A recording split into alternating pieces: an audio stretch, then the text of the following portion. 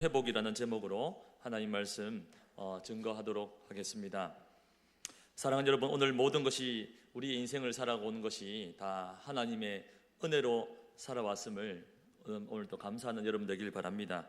내가 오늘이라는 이 하루를 살아가는 것, 그리고 내가 살아있다는 것, 숨쉬고 있다는 것, 그것이 얼마나 은혜인 줄을 모릅니다. 오늘 이 하루를 살아계서 하나님께서 분명히 살려두셨다면, 그리고 숨쉬고 살아간다고 하면 하나님께서 분명히 그 숨쉬게 살게 하셨던 하나님께서 반드시 살게 하신 이유가 있을 것이라고 생각합니다. 그저 먹고 마시고 쉬고 편안한 안락한 삶이 아니라 하나님께서는 살려두신 그 이유에는 반드시 하나님 기쁘신 뜻이 있는 줄 믿으시길 바랍니다. 얼마 전에 어느 한 분이 허리를 심하게 다친 분을 신방하게 되었습니다. 집사님께서 말씀하신 것이 평소에는 몰랐는데 저렇게 이렇게 걸어다니는 사람 보면 정말 저것이 얼마나 감사하는지를 참 몰랐습니다. 이 말을 하는 것을 들었습니다. 여러분, 내가 가지고 있을 때는 잘 모르지만 내 손에 잃어버리고 나서야 그것이 진짜 소중했구나, 그것이 진짜 감사했구나라는 것을 내가 잃어보고 나서야 그때서 우리는 깨닫는다는 것입니다. 여러분, 바라기는 오늘 이 저녁에 여러분이 지금 누리고 있는 것, 여러분이 지금 가지고 있는 것이 얼마나 크고 놀랍고 하나님 은혜였다는 것을 발견하신다면 여러분 얼마나 놀라고 까무러치겠습니까? 하루에 밥을 한 끼도 못 먹는 사람이 우리 전 세계의 50%가 넘습니다. 밥을 두 끼 먹는 사람 인구가 20%가 넘고요. 그러면 밥을 하루에 3끼 먹는 사람은 30%밖에 되지 않다는 얘기입니다. 여러분들은 하루 3끼를 다이어트도 하시지만 어쨌든 3끼를 다 먹을 수 있는 30% 안에 들어간다는 것, 감사해야 될 이유가 아니겠습니까? 여러분, 평소에는 잘 모르다가도 내가 가진 것을 한번 잃어보게 되면, 병원에서 여러분 퇴원하면서, 저도 병원에서 수술을 하고 퇴원을 해봤지만 퇴원을 하면서 바깥 공기가 내 안에 이렇게 호흡하면 들어오면서 진짜 내가 정말 이렇게 밖에 공기를 쉬고 내가 회복되었다는 것, 이거 얼마나 감사하다는 걸 그 병실 안에 있어봐야 깨닫는 것 아니겠습니까? 오늘 여러분 마음속에 우리 인생을 살아가면서 가장 큰 불행하는 것이 뭐냐? 그 감사하는 마음을 잃어가는 것이 가장 큰 지옥이고 가장 큰 불행인 줄 믿으시길 바랍니다. 여러분, 오늘 이 하루를 감사할 줄 모르고 내게 베푸신 그 사랑을 감사할 줄 모르고 원망하고 불평하고 살아간다면 그 인생이야말로 진짜 지옥 같은 인생이라는 것입니다. 그래서 황성주 박사가 강의를 들어보면 이 물을 떠놓고 물 보고 사랑해 이러면 이 물이 변한대요, 결정체가. 그런데 그보다 더 아름다운 꽃을 피우는 것이 네가 있어서 참 감사해. 오늘 네가 있어줘서, 네가 살아있어줘서, 네가 내게 먹을 물이 되어줘서 참 감사해. 감사해. 이렇게 하면 이 물이, 결정체가 현미경을 바라보면 꽃을 피운답니다. 오늘 들어올 때 보니 백합도 있고 여기 꽃이 있지만 이거보다 더 아름다운 꽃을 피운다는 거예요. 하물며 하나님의 형상을 입은, 여러분 70%가 물로 되어 있는 우리 여러분 옆에 있는 분들에게, 네가 오늘 하루가 정말 당신이 내 남편이 되어 주셔서 옆에 있는 우리 형제 자매님들에게 정말 귀하게, 내보다 좀 더 못나 보이지만 그러나 이분을 위해서 정말 살아 있어줘서 정말 감사해. 이 고백을 한다면 이 물도 변한다는데 옆에 있는 사람들이, 가족들이 변하지 않겠냐는 것입니다. 미워하고 네가 있어서 정말 불행해, 정말 네가 있어서 네 같은 존재는 사라져야 돼, 이렇게 말을 하면 이 물이 삐죽삐죽하게 결정체가 바뀐다는 것이죠. 오늘 바라기는 내 옆에 있는 사랑하는 사람들, 내가 살아있어져서 여러분 병원에 안 가봐서 그렇지요. 병원에서 보면 응급실에 한번 가보십시오. 저희들 신방을 다니고 또 하다 보면 응급실 가는 경우가 더러 있습니다. 급하게 돌아가고요, 한숨과 또 그런 응급 상황에서 서로 거기서 무슨 얘기를 하겠습니까? 오늘 여러분 하루를 살아가면서 내 사랑하는 사람이 옆에 있다는 것, 살아 숨쉬고 있다는 그 자체로만은 여러분 감사할 수 있기를 축복합니다. 여러분 이스라엘 명절 중에 가장 큰 절기는 중심이 뭐냐니까 감사제입니다. 그래서 인생에서 가장 인류의 최초로 드린 제사가 뭡니까? 아벨과 가인이 드린 제사. 그것은 성격상 희생제사가 아니라 감사제사인 것을 믿으시기 바랍니다. 인류 최초로 드린 예배가 감사의 예배였다는 것입니다. 오늘 이 금요 기도회에 와서 그 감사하는 마음을 다시 한번 회복하시고 하나님 앞에 감사할 뿐 아니라 나를 구속하신 하나님께 감사할 뿐 아니라 내 사랑하는 이웃들, 사랑하는 남편과 아내와 내 자녀들을 위해 기도하실 때 감사함으로 기도할 수 있는 여러분 되시기를 축복합니다. 여러분, 그래서 하나님께서 가장 우리를 통해 받기를 원하시는 것이 이 감사하는 마음입니다. 그 감사의 꽃이 뭔가? 그것이 바로 찬양입니다. 오늘 여기 청년들이 찬양했잖아요. 이 찬양을 우습게 보면 안 됩니다. 찬양 정말 하나님 앞에. 그래서 제가 교회에서 며칠 전에도 봤어요. 식사를 하다가 옆에 있는 분이 흥얼흥얼 거려요. 뭘 흥얼흥얼거리는가 보니까 찬양을 하고 계세요. 그 흥얼흥얼 소리에 멜로디가 찬양의 가사였습니다. 이 성도님의 마음에 얼마나 하나님의 은혜가 부어졌기에 그 속에 있는 것이 밖으로 나온다면 그 속에 하나님 앞에 찬양하고 있는 식사를 할 때도 그리고 걸어갈 때도 그 찬양이 나온다는 것 자체가 얼마나 부러운 마음인가. 그런 내 모습을 한번 생각해 보세요. 목사가 되었고 그리고 사역자가 되었고 한평생 주를 위해서 헌신하겠다는 이 마음에 나는 찬양하고 있는가? 나는 이렇게 찬양이 이렇게 흥얼흥얼거리고 있는가? 한번 생각해 봤을 때 참 집사님 그분한테 참 감사했습니다. 이 마음이 계속 유지되도록 날마다 찬송이 터쳐 흐르도록 이 밖에서 찬양하라고 하는 것이 아니라 흘러서 넘치는 그 마음 계속 유지하기를 기도하는 마음으로 이렇게 봤습니다. 참 부러웠습니다. 오늘도 이 저녁에 여러분 심령 속에 감사하는 그 꽃 아름다운 찬양의 향기처럼 이 세상은 가시밭길 같은 인생이지만 가시밭길 속에서 백합화처럼 아름다운 주님의 향기를 터쳐 흐르는 여러분 심령 되시기를 주님의 이름으로 축복합니다. 자, 오늘 호세아서의 배경이 되는 때가 어떤 때였는가? 오늘 이 두 절밖에 되지 않았지만 이 호세아 선지자를 통해서 이 배경이 되는 배경은 바로 역사상 가장 이스라엘 때 번성하던 때, 바로 그때가 여로보암 2세 때였습니다. 이 나라는 가장 부강했던 때인데 어느 때냐면 다윗 시대 이후에 다른 나라 사람들이 이 이스라엘을 가장 두려워했을 때, 그때가 바로 이 여로보암 2세 때였다는 것입니다. 경제적으로 얼마나 풍성했고 풍족했고 그리고 백성들이 부족함 없이 그 살던 때, 조금도 부족함 없이 누리고 그리고 마시고 또 하나님 앞에 부족함 없이 체험을 받을 그때, 부강하면서 다른 나라 사람들이 이 나라를 두려워하던 그런 부족함 없는 그때, 그렇게 되면 신앙이 좋아지고 환경이 좋아지면 우리의 신앙이 더 좋아지고 환경이 좋아지면 더 하나님의 기도 자리에 나올 것 같다고 생각했지만 그 부강할 때가 가장 타락할 때였다는 것인 줄 믿으시길 바랍니다.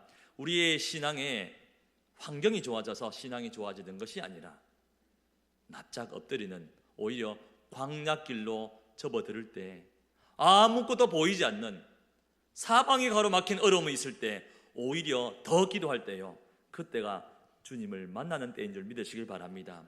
하나님, 우리는 왜 환경이 이렇게 안 좋아? 이렇게 되면 더 신앙 좋아질 텐데, 더 하나님을 찬양할 텐데, 교회가 커지고 더 세련되어지면 더 많은 사람이 올 텐데 오히려 그때가 더 위험할 때입니다. 오늘 이때 더 많은 것을 누리고 경제적으로나 조금 더 부족함 없는 이때에 멀어져 가고 있었던 것이 있었는데 뭐냐니까 하나님과 점점 멀어져 가고 있었다는 것입니다. 그것이 우리 인간에게는 가장 큰 불행입니다.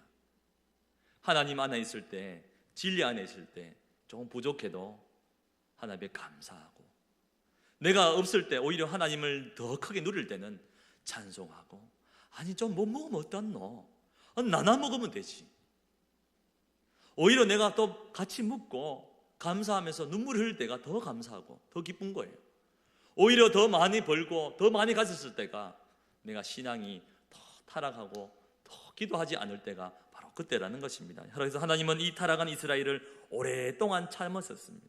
참았는데 하나님은 그때 특별한 한 선지자를 이스라엘 땅에 보내십니다. 그 사람이 누군가? 바로 오늘 읽었던 이 호세아서의 주인공인 호세아 선지자를 타락한 이스라엘 백성들에게 하나님의 그 딜리버리하는, 배달하는 하나님의 말씀으로 지팡이로 보내셨다는 겁니다. 이 호세라는 사람의 이름의 뜻은 예수수라는 뜻이 있고 여호수아라는 이름의 뜻이 거기에 있습니다. 말하자면 그 호세아 선지자는 그 속에 담아진 그림은 음란한 여인을 사랑해야만 했던 그 역할을 맡았다는 것입니다. 음란한 그 음탕한 여인을 사랑해, 고매를 사랑해야 됐던 그 그림. 마치 음란하고 폐역한 우리 같은 인생을 끝까지 사랑했던, 어떻게 보면 예수님과 같은 역할들을 호세아가 감당했다는 것입니다. 여러분, 하나님께서는 우리를 뭐 잘나서 구원해주고 우리가 뭔가 예쁜 구석이 있어서 우리를 구원하신 것이 아니라 전적인 하나님의 은혜로 우리 여러분들을 사랑하는 줄 믿으시길 바랍니다. 그래서 호세아는 3명의 아이를 낳게 되는데 첫째 아이 이름이 이스르엘이라는 아이를 출생하게 됩니다. 뜻이 뭔가? 아이를 낳았는데 이름이 하나님이 흩어놓으신다 라는 이름의 뜻이 있습니다. 마치 너 폐역한 이스라엘 백성들을 흩어놓아 버리겠다, 그런 뜻으로 이스르엘이라고 이름을 짓고, 둘째 아이는 로루하마라는 이름을 지었습니다. 로자는 부정형입니다. 한마디로 내가 너희를 긍휼히 여기지 않겠다, 내 긍휼이 풍성하지만 이제는 너희를 긍휼히 여기지 않겠다. 아이 이름을 어떻게 그렇게 지을 수 있을까? 셋째 아이 이름은 로암미라고 했습니다. 너희는 내 백성이 아니다, 이렇게 아이의 이름을 정하게 됩니다. 안타깝게도 이스라엘 백성들이 이렇게 버림받게 된 것은 다름 아닌 하나님이 아니어도 된다는, 내 하나님이 없어도 된다는 철저하게 교만 가운데 그들은 하나님 앞에 버림받게 되었다는 것입니다. 그러므로 하나님은 너희가 나를 버렸기 때문에, 너희가 나를 떠났기 때문에 이젠 너희는 내 백성이 아니다, 너와 나와는 상관이 없는 존재라고 호세아를 통해서 하나님이 선포하고 있는 장면이 오늘 장면이었습니다. 이제 이스라엘과 하나님 관계는 끝난 것 같이 보이고 절망 가운데 아무 소망이 없는 것 같이 보여지지만, 그런데 하나님은 진노 중에라도 긍휼이 풍성한 하나님인 줄 믿으시길 바랍니다. 철저히 우리를 사랑하는 우리 아버지의 마음을 오늘 호세아는 전반적으로 그렇게 말씀합니다. 철저하게 너희는 폐역한 백성이라고, 너희를 절반 버리겠다고 하지만 하나님의 중심은 아들을, 자식을 긍휼히 여기는 마음으로 빨리 돌아오라고, 너희가 하루속히 거기 있지 말고 내 품 안으로 돌아오라고 기다리시는 사랑이 많으신 우리 아버지의 마음을 호세아 전반적으로 볼 수가 있었다는 것입니다. 우리 1장 7절 말씀을 통하여 다시 한번 말씀을 확인해 보도록 하겠습니다. 그러나 내가 유다 족속을 긍휼히 여겨 그들의 하나님 여호와께로 구원하겠고 활과 칼이나 전쟁이나 말과 마병으로 구원하지 아니하리라 하시니라. 아멘. 심판을 선포하시면서도 다시 그들을 구원하시겠다는 하나님의 마음을 오늘 알 수가 있습니다. 그런데 하나님의 구원의 방법은 활이나 칼이나 마병으로가 아니라 오직 여호와로 너희를 구원해내겠다라는 말씀이 오늘 우리 하나님 말씀입니다. 우리의 가정이 회복되기를 원하십니까? 하나님 우리 가정을 회복시켜 주십시오. 회복되기를 원하십니까? 그렇다면 다른 것으로는 아무리 채워도 원상복귀가 될 것입니다. 그러나 물질을 아무리 채워도 우리 가정은 영원한 행복해지지 않을 겁니다. 우리 가정이 정말 회복되기를 원한다면 오직 여호와라만 가능한 줄 믿으시길 바랍니다. 우리 자녀들이 잘 되기를 원하십니까?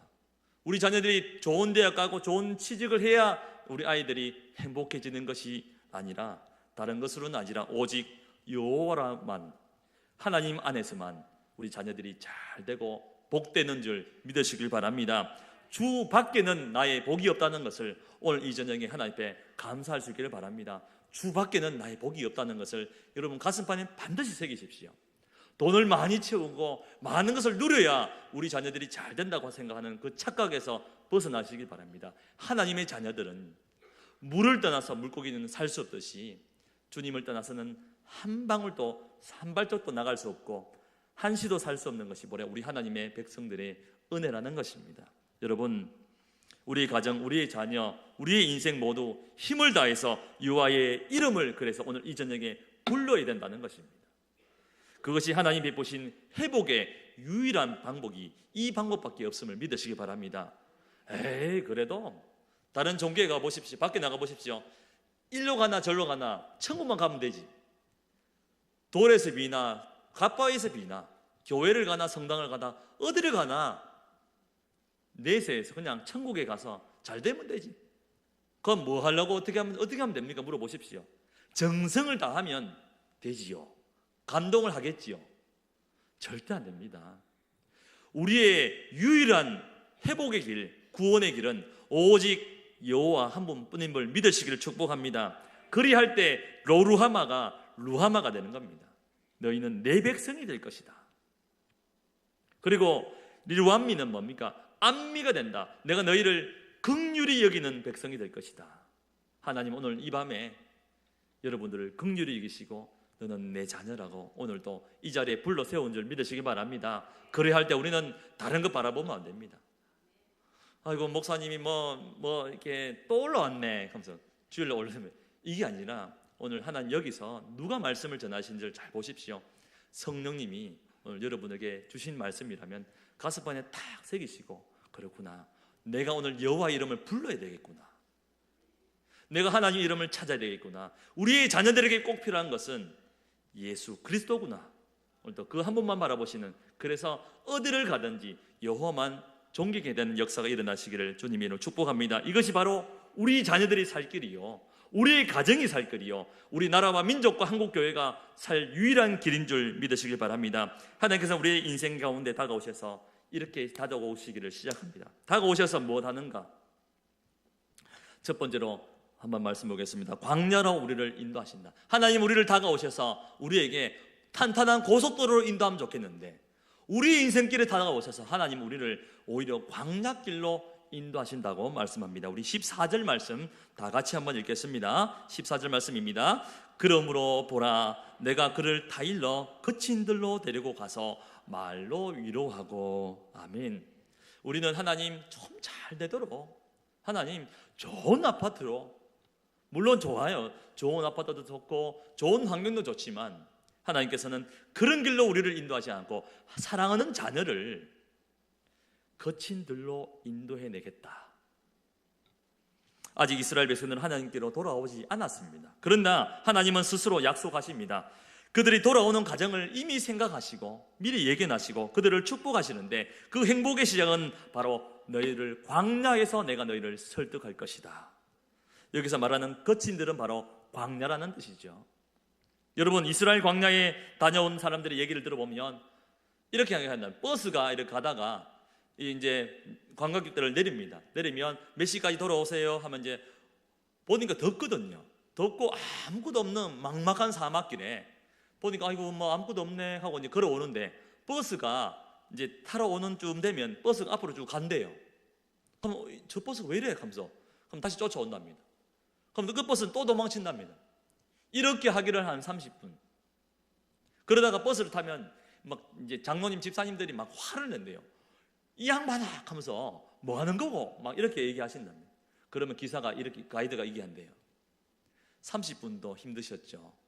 하나님께서는 40년 동안 이스라엘 백성들을 이렇게 훈련시킨 그것을 여러분 30분 동안 경험하고도 이렇게 화를 내신다면 40년 동안 뺑뺑이 돌렸는데 이스라엘 백성들을 이렇게 40년 동안 훈련시키고 뭐 하려고? 하나님의 사람으로 만들어 가려고. 그랬더니 거친 들녘 광야는 우리를 죽이려 하는 것이 아니고 오히려 우리를 살리기 위한 유일한 방법이었다는 것을 믿으시기 바랍니다. 우리가 오해하는 것이 있다면 여러분 꼭 뭐 광야에 가서만 인간이 되는 것이 아니고 광야에 가서만 우리를 하나님 사람으로 만들어 간다는 그것은 또 착각입니다. 그러나 광야든 들녘이든 어디든 그것은 중요하지 않고 거기서 누구와 동행하고 있냐는 것입니다. 누구와 함께하고 있냐가 중요한 것입니다. 그가 거친 들녘이라도 그곳에서 하나님께서만 함께 하신다면 복된 길인 줄 믿으시길 축복합니다. 여러분, 지금 난무를 고통 가운데 있다고 생각하시는 분이 있습니까? 난무를 신음 가운데, 난무를 눈물 가운데 있는 분 성도님들이 계십니까? 매일매일 눈물을 삼켜가면서 그리고 고통과 아픔을 가지고 살아가는 성도님들이 계십니까? 그렇다면 주위를 한번 돌아보십시오. 주위를 돌아볼 때 뭐가 보이십니까? 여러분, 광야에서 살아갈 때 유익한 광야의 유익이라면 광야에 다녀오신 분들이 아무것도 안 보이던데요. 광야에는 아무것도 안 보입니다. 하나님께서 왜 우리를 광야길로 인도하실까? 광야에는 아무것도 보이지 않고 오직 주만 보이는 줄 믿으시길 바랍니다. 광야에서는 이것저것도 안 보여요. 오직 주님만 보입니다. 그것이 바로 광야의 유익입니다. 하나님만 보이는 줄 믿습니다. 세상과 나는 간 곳 없고 오직 나를 구속한 주만 보이도다. 그것이 광야에서 유일한 고백입니다. 여러분, 아무도 없는 외톨이같이 사방이 가로막힌 어려움 가운데 있습니까? 그때 위를 바라보십시오. 하늘을 바라보십시오. 구름 기둥, 불 기둥이 우리 가운데 늘 둘러싸고 늘 함께 하셨던 하나님, 하나님 함께 하셨네요. 내가 여기만 보니까 안 보였는데 위를 바라보십시오. 하나님은 날마다 함께 하셨고 여러분들이 힘들고 어려웠을 때도 낙심하고 절망의 그 자리에서도 하나님 늘 함께 하셨음을 위를 바라볼 때에야 경험하는 줄 믿으시기 바랍니다. 하나님께로 더 가까이 갑니다. 고통 가운데 계신 주님, 변함없는 주님의 크신 사랑, 영원히 주님만을 섬기리. 제가 이 찬양을요, 저희 아버님 살아계실 때 아버님 약조 드시고 밖에서 마루에서 소리치면 제 방에서 이 찬양하면서 많이 울었습니다.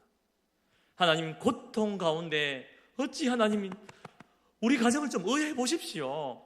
너무너무 고통스럽습니다.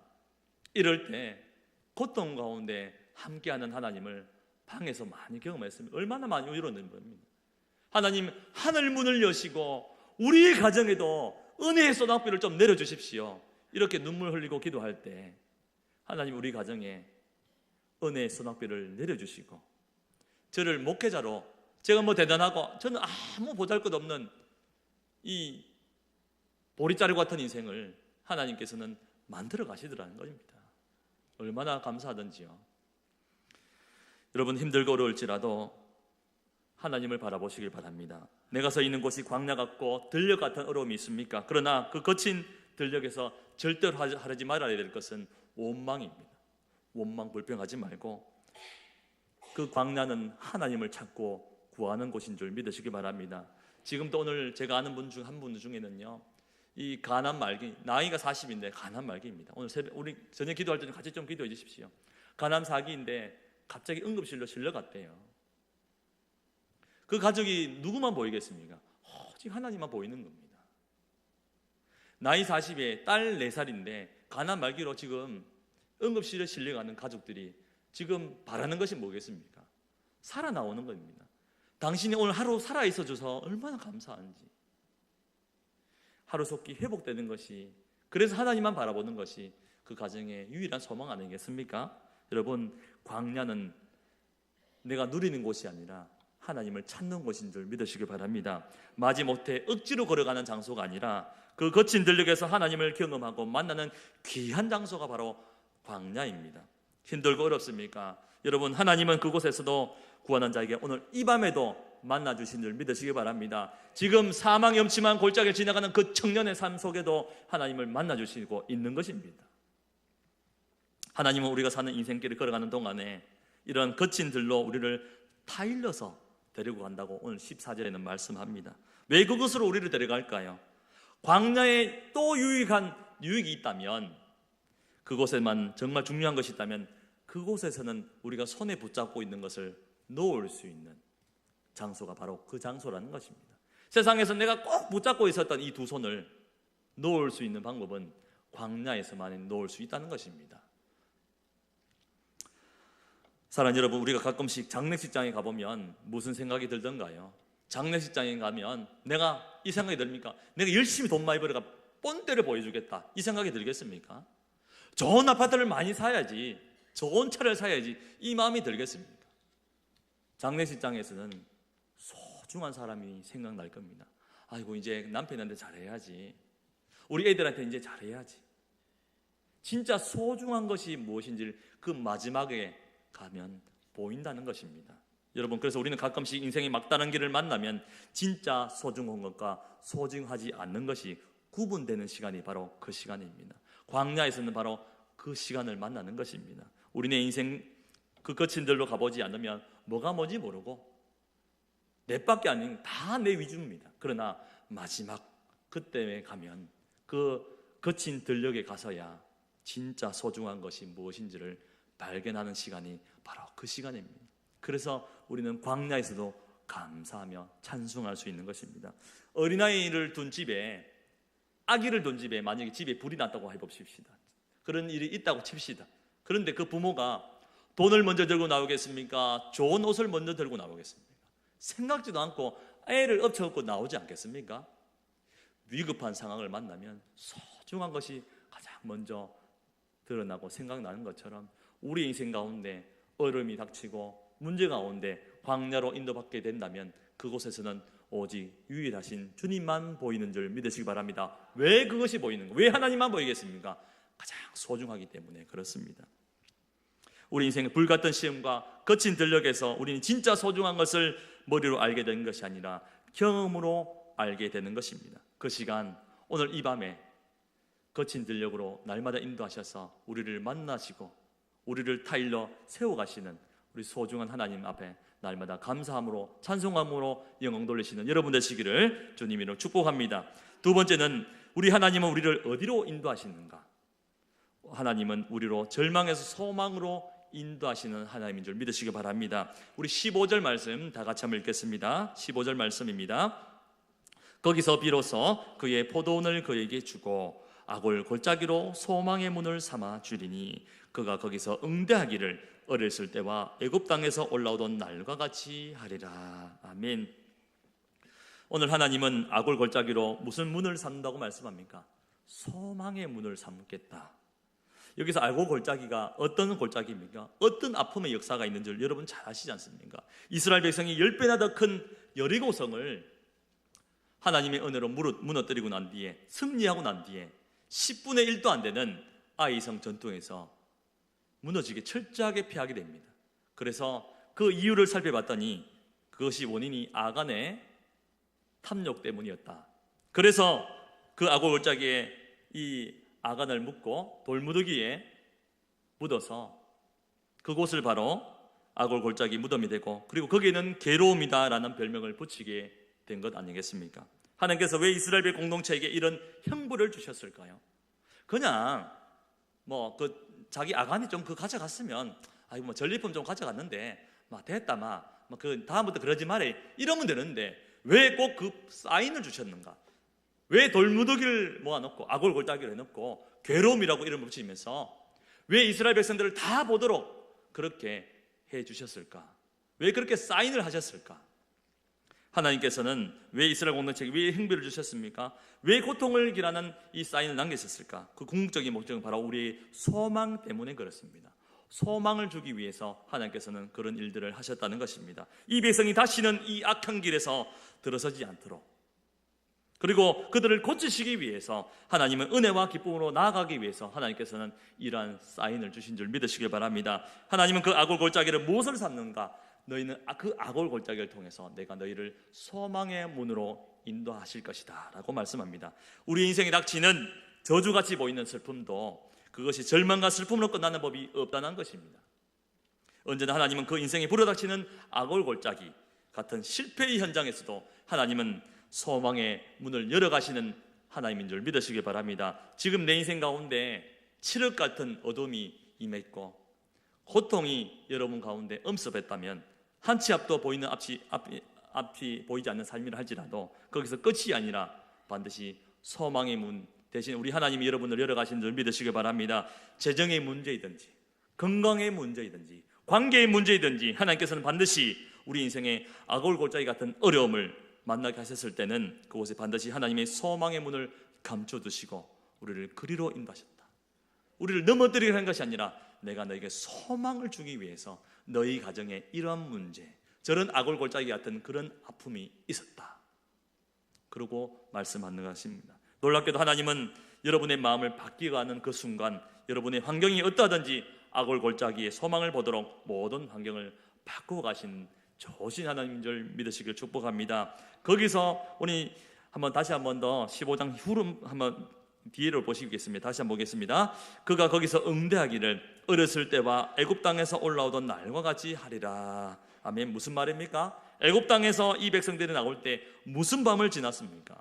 유월절 밤을 지났다는 것입니다. 어린 양의 죽음이 전제되었던 그 밤. 우리 한 사람 한 사람은 어떻게 보면 원칙대로 보면 다 아골골짜기에서 뼈묻음을 있어야 할 저주받은 사람 아니겠습니까? 그런데 너희가 애굽에서 나오던 날과 같이 너희를 응대할 것이다. 어린 양의 죽음으로 우리는 새로운 십자가의 길을 소망을 주신다는 것입니다. 나 같은 자를 바라보면 아골골짜기 같은, 그리고 빈들의 마른 풀 같은, 오라 나는 공고한 자로다. 이 사망의 몸에서 나를 건져낼 자 누구를 하고 그렇게 고백할 수밖에 없지만 우리 주 예수 그리스도로 말미암아 이김을 주신 하나님 앞에 감사함으로 찬송할 것이다. 그것이 바로 우리 하나님의 소망의 길로 인도하시는 하나님인 줄 믿으시길 바랍니다. 오늘 이 저녁에 그 첫사랑을 여러분 회복하시길 바랍니다. 주님의 이름만 불러도 가슴이 찡했던, 눈물 흘렸던 그 현장으로 다시 한 번 더 돌아가시길 바랍니다. 이 저녁에 누구도 바라보지 말고 우리 주님 한 분만 바라보시길 바랍니다. 저도 여기서 소리치고 있지만 하나님 앞에 어마어마한 주님을 마음을 아프게 했던 그런 존재였어요. 하나님 앞에 목회를 하지 않겠다고 도망쳤던 사람이고요.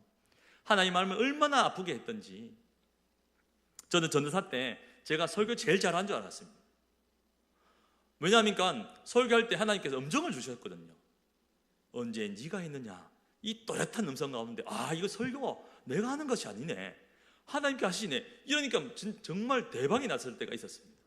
부흥이 아닌 부흥에 하나님 하실 때 정말 난리법석, 정말 영혼들이 바뀌는 일들을 설교 현장 때 일어나면서 하나님, 저 설교 세계에서 제일 잘하는 설교자가 되게 해주십시오. 막 그렇게 될 것 같은 거예요. 찬양을 제가 제일 잘하는 줄 알았습니다. 찬양하니까 막 권사님들 막 손을 흔들시고 물고 불고 막 생 난리인 거예요. 1000명의 성도들 막 주암산에 가니까 막 거기 나오미에 계시는 부원장님이 인정하시고 막 콘티 달라 하시고, 그러니까 제가 뭐 찬양 설교 제일 잘한 줄 전도사 때. 그런데 하나님께서 저를 어디로 데려가신 줄 아십니까? 세상 밑바닥으로 인도하셨습니다. 그리고 나를 네 주대를 알아라고 철저하게 내 밑바닥을 철저히 보여주셨답니다. 그래서 너는 5,000명을 먹일 수 있는 자가 아니라 너는 그 어린아이 손에 들린 바로 너는 오병이어다. 네가 5,000명을 먹이는 것이 아니라 5,000명이 뭡니까? 한 사람도 변화시킬 수 없는 이런 존재라는 것을 하나님께서 철저하게 깨닫게 해주셨습니다. 바로 저의 현주소를 보여주셨던 겁니다. 너는 정말 아무것도 아닌 그런 존재야. 너는 어린아이의 도시락에 있는 그냥 오병이어야. 그 오병이어가 주님 손에 올려질 때, 주님의 축복을 받을 때 5,000명을 먹이는 그런 일들은 내가 하는 것이야. 그때 하나님 앞에 정말 철저하게 무릎 꿇고 다시 한번 하나님 앞에 엎드렸던 기억들이 있습니다. 여러분 힘들고 버겁습니까? 오늘 이 저녁에 내가 무엇인가 하려고 하지 마십시오. 그리고 보고 오십시오. 뭘 보고 오냐면 내가 누구인지, 내가 철저하게 보잘것없는 오병이어라는 것을 여러분 경험하고 보고 오시길 바랍니다. 네가 하는 것이 아니라 네 가정은 내가 살리고, 네 자녀들은 내가 살리는 것이고, 너의 교회는 내가 부흥케 하는 것이고, 이 나라와 이 민족도 내가 세우는 것이야. 그 가운데서 여러분 철저하게 나는 오병이어인 것을 깨닫고 주님 손에 올려드리는 그 시간 되시기를 축복합니다. 내가 누구인지를 확실히 알았다면 여러분의 인생은 주님 손에 올려드릴 때 여러분을 통해서 여러분의 가정을, 나라와 민족을 살리고 세계 열방을 건지는 귀한 도구로 소망의 문으로 인도하는 줄 믿으시기를 축복합니다. 제가 얼마 전에 어떤 분이 저한테 교회에서 어떤 분이 이 대봉감을 몇 개 주셨어요. 대봉감. 그것이 오랫동안 놔두니까 딱딱한 감이 이렇게 홍시처럼 대봉감 홍시가 되었더라고요. 그래서 숟가락으로 저녁에 들어가서 한 스푼을 먹었는데, 제가 이제까지 먹었던 과일류 중에 필리핀에서 먹었던 이 과일류 그 다음으로 얼마나 단지 설탕을 뿌려 넣어도 그만큼 단 이 단감을 처음 먹어봤습니다. 얼마나 단지요. 그것을 몇 숟가락 먹다가 한 개를 다 먹어버렸어요. 그러고 난 뒤에 아내가 사과를 깎아주는데 저는 무시를 씹어 먹는 줄 알았습니다. 얼마나 닝닝한지. 이게 먹고 한데 사과예요, 사과. 앞에 먹은 것이 그 뒤에 것을 삼켜버렸던 겁니다. 앞에 것이 얼마나 강력하게 단지요. 뒤에 먹은 것은 사과가 아니라 뭘 먹어도 닝닝한 게 있잖아요. 이게 뭐고 이게? 이래 생각 드는 거예요. 오늘 이 밤에 강력한 하나님의 은혜를 맛보면 내가 당하는 고난과 어려움은 닝닝한 어려움이 되는 겁니다. 왜 내가 세상의 어려움을 다 내가 받는 같이, 나만 고통받는 같이 느끼냐? 강력한 하나님, 대봉강보다 더 단 하나님 은혜를 누리지 못했다는 것입니다. 여러분, 오늘 이 밤에 왜 너무 아름다운 것을 맛보고 누르면 여러분 뒤에 어려움은 다 이길 수 있는 것입니다. 너희가 매일매일 만나는 현장에서 하나님은 그 은혜를 맛보라는 것입니다. 그 은혜를 맛보면 내가 당하는 어려움을 이길 수 있다는 것입니다. 여러분, 주사 맞으러 가면요, 간호사가 주사 놓을 때 그냥 팍 놓습니까? 아니면 죄송합니다, 이 탁탁 마지막에 탁 하면서 딱 놓더라고요. 마지막을 제일 세게 놨더라고요. 탁 하면서 왜냐하면 그 탁 때리는 아픔 그 때문에 뒤에 주사하기가 들어가는 아픔을 잊어버리려고 그렇게 하는 건 아니겠습니까? 하나님의 은혜를 맛보면 내가 당하는 그 아픔을 느끼지를 못하는 겁니다. 오늘 하나님의 은혜를 맛보는 이 밤 되시길 바랍니다. 오늘 기도할 때 그저 그냥 기도하지 마시고 정말 하나님의 이름 부르십시오. 소망이 되신 하나님의 이름을 불러가십시오. 여러분, 절망이 있다면 주님의 이름을 간절히 부르십시오. 간절히 찾으시길 바랍니다. 오늘 그 강력한 하나님의 은혜가 여러분의 심령과 여러분의 가정과 자녀를 변화시키는 오늘 특별한 밤 되시기를 주님의 이름으로 축원합니다. 우리 시간에 찬양하시고 다 같이 한번 기도하실 때 주님 것을 내 것이라고, 우리 가사를 보면요 좀 옛날 찬양이